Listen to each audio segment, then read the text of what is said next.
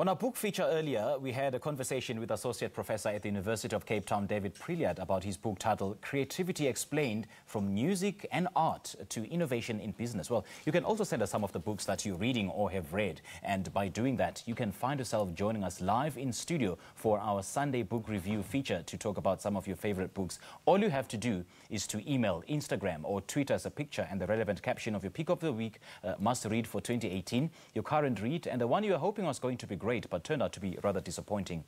Use our social media platforms. We are at Morning Live SABC or hashtag Morning Live SABC on Twitter. On Facebook, we are Morning Live SABC. Instagram us using at Morning Live SABC or just email morninglive@sabc.co.za.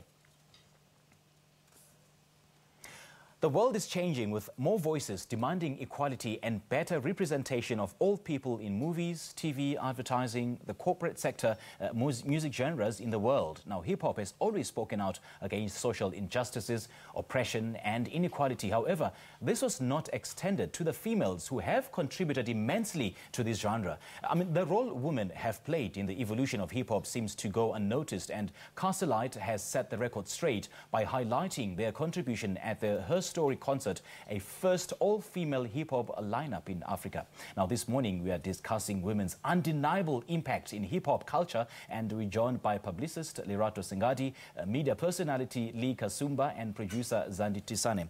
A very good morning to you, ladies. Welcome to Morning Live. Good morning. Thank you. Now, I'm going to start with you. The first time in the country that we see an all-female cast, how does that make you feel as a woman? Well, I think it's just, it's about time, and it's affirming to know that it's finally happening.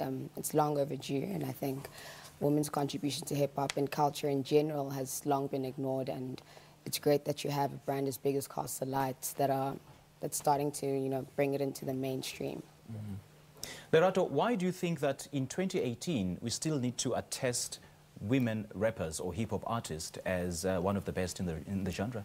I think because for the longest time, the hip-hop story has always been from a male perspective, and women have always been overlooked. And I think worldwide, across different things, we feel like women, we're here, and this is what we've done, and it's about time that we tell our story, our side of things. So it is very exciting that Castle Lite has taken the leap of faith with her story, and it's exciting. It's very exciting, yeah. Lee, talk us through some of the daily struggles that female hip-hop artists are faced with.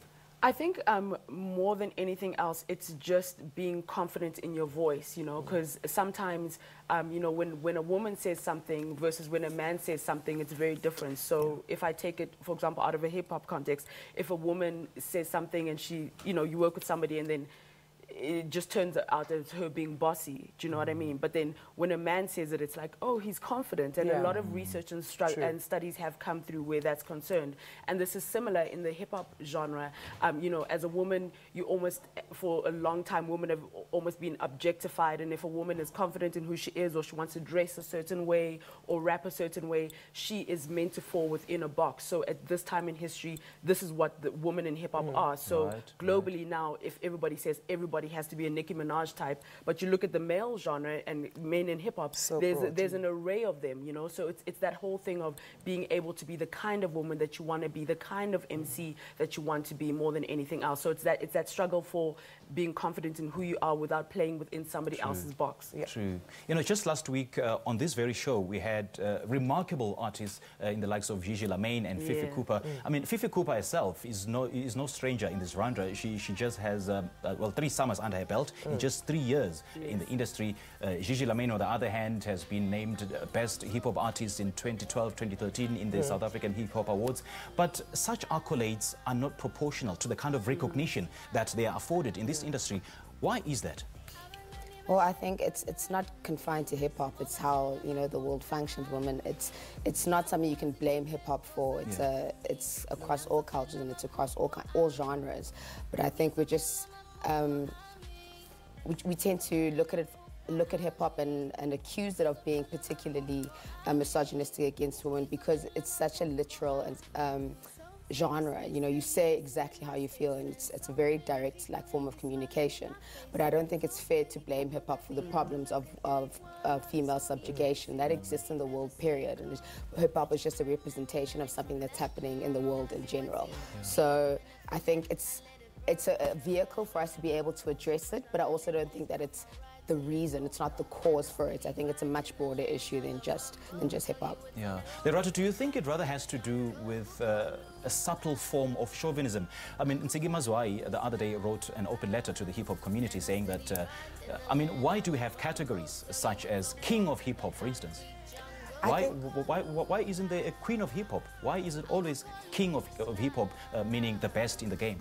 I think it's generally how hip-hop has always been structured, where female rappers always had to be co-signed by a male artist in order to sort of break through. You know, we've got Nadia, who got co-signed by Casper. We had Nomuzi co-signed by Cash Time. You know, and I think it's time now that you're not a female rapper, you're just a dope rapper. You know what I'm saying? So that's what we want, that's what we're striving for, that you shouldn't be the king or queen of hip-hop, you just have to be the best in hip-hop.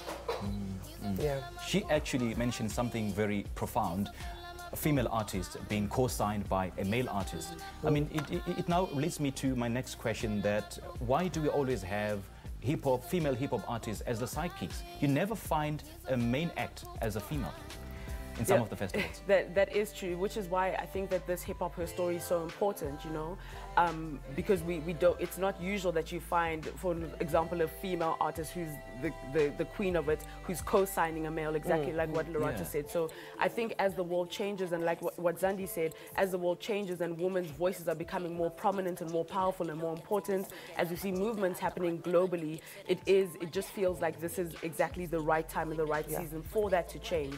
It doesn't mean that women have not had a profound role or impact in hip-hop in general, but the time and the season just feels right, you know, where women's voices where women can stand confidently and say, this is my contribution, this is who I am, pay attention, not because I'm a woman, but because I'm the dopest in the game.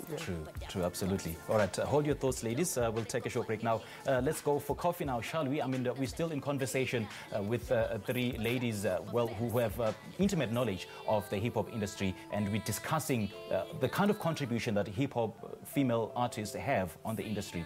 Let's go for coffee now.